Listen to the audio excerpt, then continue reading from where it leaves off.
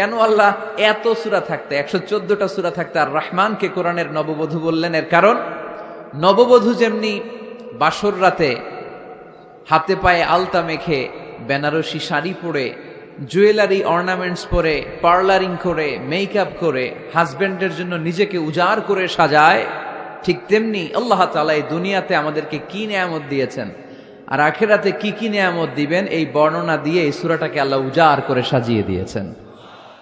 We cannot deny any of your mercies and blessings and the bounties. All praises to you. আল্লাহ সব ক্ষমতার মালিক তুমি, সব প্রশংসার মালিক তুমি। একটা নেয়ামত অস্বীকার করার ক্ষমতা আমার নাই। এত ভালোবাসতেন বিষ্ণু ঈসা ইসলাম সূরাটাকে। হচ্ছে আরুস আল কোরআন, কোরআনের নববধূ। সবকিছুর নববধূ আছে, আর কোরআনের নববধূর নাম সবাই বলেন আর রহমান। এবার আমরা জানবো কোন প্রেক্ষাপটে এই সূরাটা নাজিল হয়েছে। আল্লাহর হাবিব সাল্লাল্লাহু আলাইহি ওয়াসাল্লাম মক্কার কুরাইশদেরকে বলতেন, আল্লাহর ইবাদত করো, আল্লাহর জিকির করো, আল্লাহর সেজদা দাও। বলতে বলতে হঠাৎ বলতে আরম্ভ করলেন, রহমানের ইবাদত করো, রহমানের জিকির করো, রহমানকে সেজদা দাও। কাফেররা বলে, এতদিন বলছো আল্লাহ, এখন কও রহমান, আসলে কোনটা? আল্লাহরে তো চিনি, রহমানরে তো চিনি না। এতদিন আল্লাহ আল্লাহ বলেছে, আল্লাহকে তো আমরা সবাই চিনি না রহমানকে।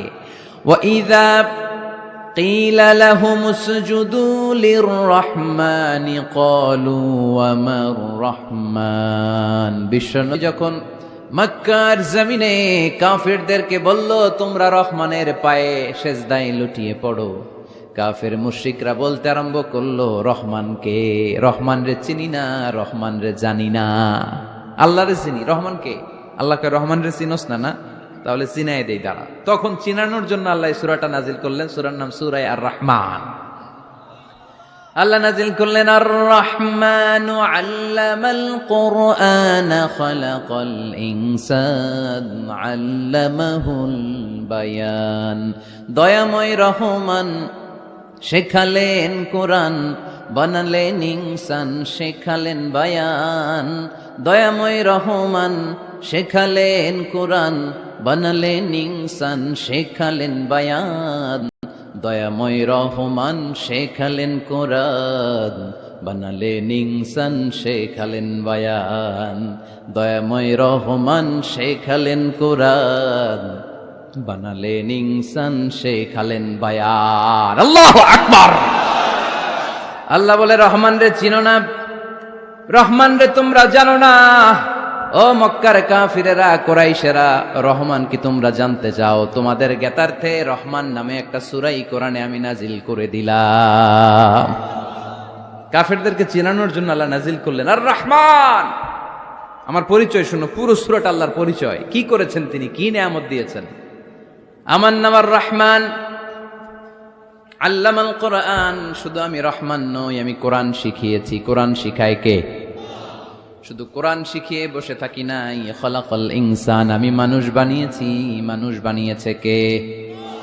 শুধু মানুষ বানিয়ে বসে থাকেন নাই, আল্লামাহুল বায়ান।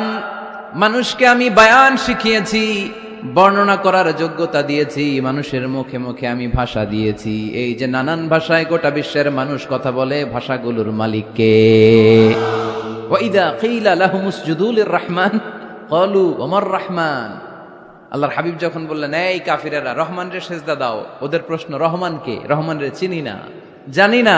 আল্লাহ বললেন, রহমান চিনো না, রহমান জানো না, রহমান কারে কয় আজকে ব্যাখ্যা সহকারে বুঝাই দিব। সুবহানাল্লাহ পড়েন। ঠিক ওই মুহূর্তে আল্লাহ তাআলা আর রহমান সূরাটা নাজিল করে দিলেন।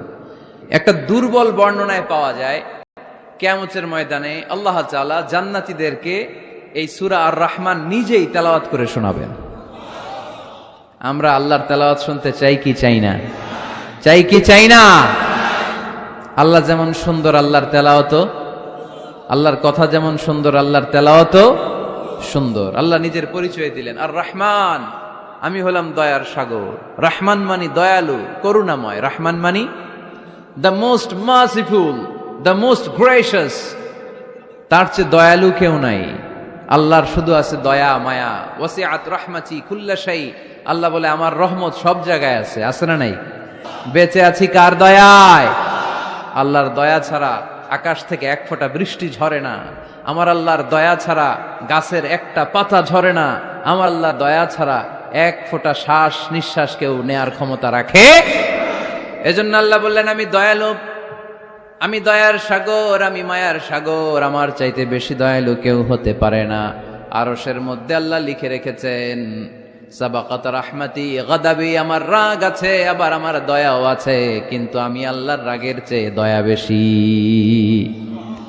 আমার আল্লাহর রাগ আছে না নাই? দয়া আছে না নাই? কিন্তু বেশি কোনটা? জোরে কোন, আরো জোরে। আমার আল্লাহর দয়া বেশি, অনেক দয়া, এত মায়া। আমি আমারে কত ভালোবাসি, তার চেয়ে আমারে বেশি ভালোবাসে কে? আমার আম্মা আমাকে কত ভালোবাসে, তার চেয়ে আমাদেরকে বেশি ভালোবাসে কে? খেয়াল রাখবেন, আল্লাহর দয়া ছাড়া পৃথিবীতে আমাদের বেঁচে থাকা সম্ভব, আল্লাহর দয়া ছাড়া আমাদের জান্নাতে যাওয়া সম্ভব। বিশ্বনবী বললেন, মান্নু কিসা উযযিবা, কিয়ামতের দিন যাদের হিসাব নেওয়া হবে ওই বেটা শেষ, ওই বেটা শেষ। আল্লাহ যদি বলে, এই নামাজ পড়লি না কেন, রোজা রাখলি না কেন, খাদ্যে ভেজাল দিলি কেন, ওজনে কম দিলি কেন, মাছে ফরমালিন দিলি কেন, যৌতুকের জন্য বউ পিটালি কেন, টেবিলের নিচ দিয়ে ঘুষ নিলি কেন, একটা একটা করে যদি আল্লাহ ধরে, একটা একটা করে যদি আল্লাহ জিজ্ঞেস করে, আমাদের উত্তর দেওয়ার কোনো সুযোগ আছে? চিল্লায় বলেন আছে?